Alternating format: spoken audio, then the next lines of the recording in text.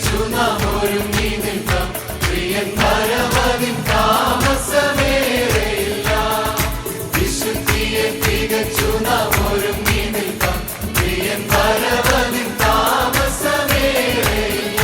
തന്റെ വാഗ്ദത്തങ്ങൾ പലതും നിറവേറുന്നേ ഒരുങ്ങിയിടാം. തന്റെ വാഗ്ദത്തങ്ങൾ പലതും നിറവേറുന്നേ ഒരുങ്ങിയിടാം. കർത്താവായ യേശുക്രിസ്തുവിൻ്റെ പരസ്യ ശുശ്രൂഷയുടെ സമയത്ത് താൻ യെരുശലേം ദേവാലയത്തിലേക്ക് ചെന്നതായ ഒരു ചരിത്രം യോഹന്നാന്റെ സുവിശേഷം 2-ാം അധ്യായം 13 മുതലുള്ള വാക്യങ്ങളിലും മത്തായി സുവിശേഷം 21-ാം അധ്യായം 12 മുതലുള്ള വാക്യങ്ങളിലും രേഖപ്പെടുത്തിയിട്ടുണ്ട്. അവിടെ നാം കാണുന്നത് ഇങ്ങനെയാണ്: യഹൂദന്മാരുടെ പെസഹ സമീപമാകൊണ്ട് യേശു യെരുശലേമിലേക്ക് പോയി. അവിടുന്ന് ദേവാലയത്തിലേക്ക് ചെല്ലുമ്പോൾ അവിടെ കാണുന്നത് കാള, ആട്, പ്രാവ് മുതലായ മൃഗങ്ങളെയും പറവജാതികളെയും വിൽക്കുന്നവരെയും പൊൻവാണിഭക്കാരെയും ഒക്കെ താൻ ഈ ദേവാലയത്തിൽ കാണുകയാണ്. നോക്ക്, ഒരു ദേവാലയം എത്രമാത്രം അധപ്പതിച്ചു പോയി എന്നുള്ളതിൻ്റെ ഒരു പ്രത്യക്ഷമായ തെളിവായിട്ടാണ് വാസ്തവത്തിൽ നമുക്കിതിനെ കാണുവാൻ സാധിക്കുന്നത്. യേശു കർത്താവ് പറയുന്നത് എൻ്റെ ആലയം പ്രാർത്ഥനാലയം എന്ന് വിളിക്കപ്പെടും എന്ന് എഴുതിയിരിക്കുന്നു എന്നാണ്. വാസ്തവത്തിൽ യെരുശലേം ദേവാലയത്തെ പ്രാർത്ഥനാലയം എന്ന് വിളിക്കപ്പെടേണ്ടുന്നതായ സ്ഥിതിയിൽ നിന്ന് അത് അധപ്പതിച്ചു പോയി. അതിനുള്ളിൽ ഈ മൃഗങ്ങളൊക്കെ കയറിക്കൂടിയിരിക്കുന്നു. പ്രാർത്ഥനയ്ക്ക് പകരമായി മൃഗങ്ങളുടെ ശബ്ദമാണ് ഇപ്പോൾ യെരുശലേം ദേവാലയത്തിൽ നിന്ന് ഉയർന്നു കേൾക്കുന്നത്. എങ്ങനെയാ ഇത് സംഭവിച്ചത്? ഒരു പക്ഷെങ്കിൽ യെരുശലേം ദേവാലയവുമായി ബന്ധപ്പെട്ട് യാഗങ്ങൾ നടക്കുന്നത് കൊണ്ട് ഈ യാഗത്തിനായി ആളുകളൊക്കെ മൃഗങ്ങളെയും കൊണ്ടൊക്കെ വന്നിരിക്കാം, പർവ്വജാതികളെ കൊണ്ടുവന്നിരിക്കാം. എന്നാൽ പിൽക്കാലത്ത് അതൊരു വരുമാന മാർഗമാക്കി മാറ്റിയപ്പോൾ അനേകർ ഈ മൃഗങ്ങളെ വിൽക്കുന്നതും പർവ്വജാതികളെ യാഗങ്ങൾക്ക് വേണ്ടി കൊണ്ടുവന്ന് വിൽക്കുന്നതുമൊക്കെ ഒരു വലിയ ബിസിനസ് ആക്കിയത് മാറ്റിക്കാണണം. അങ്ങനെ ആയിരിക്കാം ഈ പർവ്വജാതികളും മൃഗങ്ങളുമൊക്കെ യെരുശലേം ദേവാലയത്തിൻ്റെ ഉള്ളിലേക്ക് കടന്നു വന്നത്. അവിടെ പൊൻവാണിഭക്കാരുണ്ട്. എല്ലാം ഒരു വ്യവസായമായി മാറിയിരിക്കുന്നു. അങ്ങനെ ദേവാലയത്തിൻ്റെ ഉൾവശം ഒരു കച്ചവട സ്ഥലമായി മാറിപ്പോയി. എത്രമാത്രം വലിയ അധപ്പതനമാണ് വാസ്തവത്തിൽ ഇവിടെ സംഭവിച്ചിരിക്കുന്നത് എന്ന് ഈ വാക്യങ്ങളിലൂടെ നമുക്ക് മനസ്സിലാക്കുവാൻ സാധിക്കും. പ്രിയമുള്ളവരെ, കർത്താവ് പറയുന്നത് എൻ്റെ ആലയം പ്രാർത്ഥനാലയം എന്ന് വിളിക്കപ്പെടും എന്നാണ്. വാസ്തവത്തിൽ ദൈവം അധിവസിക്കുന്നതായ സ്ഥാനം എവിടെയാണ്? നമ്മുടെ ഹൃദയത്തിൻ്റെ ഉള്ളിൽ. നാം വായിക്കുന്നത്, നിങ്ങൾ ദൈവത്തിൻ്റെ മന്ദിരമെന്നും ദൈവത്തിൻ്റെ ആത്മാവ് നിങ്ങളിൽ വസിക്കുന്നുവെന്ന് നിങ്ങൾ അറിയുന്നില്ലയോ? നമ്മുടെ ഉള്ളിൽ ഉള്ളമാകുന്ന ദേവാലയത്തിൽ വലിയവനായ ദൈവം വാസം ചെയ്യുന്നു. അതുകൊണ്ടാണ് മഹാകവി KV സൈമൺ സാർ ഇങ്ങനെ പാടിയത്: എന്നുള്ളമാകും മഹാ ദൈവാലയത്തിൽ നിന്നും, എന്നുള്ളമാകും മഹാ ദൈവാലയത്തിൽ നിന്നും പൊങ്ങും നിനക്കു വന്ദനം പരമേശ, പൊങ്ങും നിനക്കു വന്ദനം പരമേശ, പാടും നിനക്കു നിത്യവും പരമേശ, പാടും നിനക്കു നിത്യവും. എന്നുള്ളമാകുന്ന മഹാദേവാലയത്തിൽ നിന്ന് കർത്താവെ അവിടുത്തേക്ക് വന്ദനം പൊങ്ങുന്നു എന്ന് ദൈവദാസൻ പാടുകയാണ്. നമ്മുടെ ഉള്ളമാകുന്ന ദേവാലയത്തിൽ നിന്ന് ദൈവത്തിന് എപ്പോഴും സ്തുതിയും സ്തോത്രവും ഉയരേണ്ടത് ആവശ്യമാണ്. നമ്മുടെ ഉള്ളിൽ നിന്ന് പ്രാർത്ഥന ഉയരേണ്ടത് ആവശ്യമാണ്. അതുകൊണ്ട് ദൈവം അധിവസിക്കുന്നതായ സ്ഥാനം പ്രാർത്ഥനാലയം എന്ന് വിളിക്കപ്പെടണം. ഇതാ യെരുശലേം ദേവാലയം എത്രമാത്രം അധപ്പതിച്ചു പോയി. അതിൻ്റെ ഉൾഭാഗത്ത് നിന്ന് പ്രാർത്ഥനയ്ക്ക് പകരമായി ഇപ്പോൾ ഉയർന്നതായ ശബ്ദം കാളകളുടെ ശബ്ദമാണ്, ആടുകളുടെ കരച്ചിലാണ്, പ്രാവിൻ്റെ കുറുകലാണ്. അങ്ങനെയുള്ള ശബ്ദങ്ങളൊക്കെയാണ് ഇപ്പോൾ ഈ ആലയത്തിൽ നിന്ന് ഉയർന്നുകൊണ്ടിരിക്കുന്നത്. വാസ്തവത്തിൽ ഇത് ഈ കാലത്ത് നാം വളരെ കൃത്യമായി ചിന്തിക്കേണ്ടുന്നതായ ഒരു കാര്യമാണ്.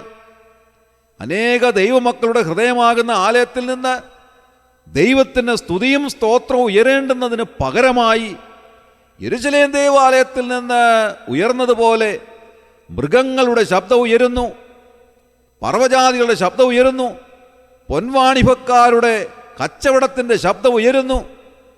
പുറമേ നോക്കുമ്പോൾ യെരൂശലേം ദേവാലയമാണ്, പക്ഷേ ഉള്ളിലേക്ക് ചെല്ലുമ്പോഴാണ് അറിയുവാൻ സാധിക്കുന്നത് ഇത് വാസ്തവത്തിൽ മനുഷ്യൻ്റെ ശബ്ദമല്ല, മൃഗീയമായ ശബ്ദങ്ങൾ ഉയരുന്നു. പക്ഷികളുടെ ശബ്ദങ്ങളാണ് അവിടെ ഉള്ളത്. അവിടെ പ്രാർത്ഥന ലെവലേശം പോലുമില്ല.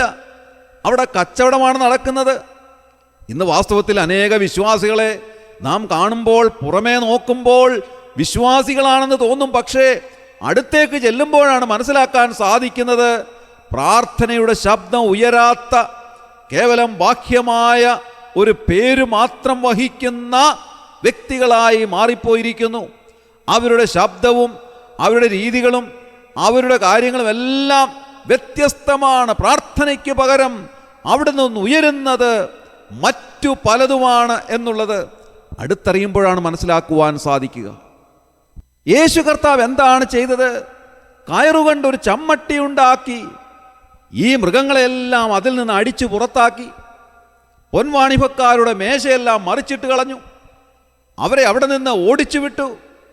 എൻ്റെ പിതാവിൻ്റെ ആലയം പ്രാർത്ഥനാലയം എന്ന് വിളിക്കപ്പെടണം, നിങ്ങളതിനെ കള്ളന്മാരുടെ ഗുഹയാക്കി തീർത്തു എന്ന് താൻ വളരെ ഉച്ചത്തിൽ വിളിച്ചു പറയുകയാണ്. പ്രിയമുള്ളവരെ, ഇന്ന് വാസ്തവത്തിൽ ഇത് തന്നെയല്ലേ സംഭവിക്കുന്നത്?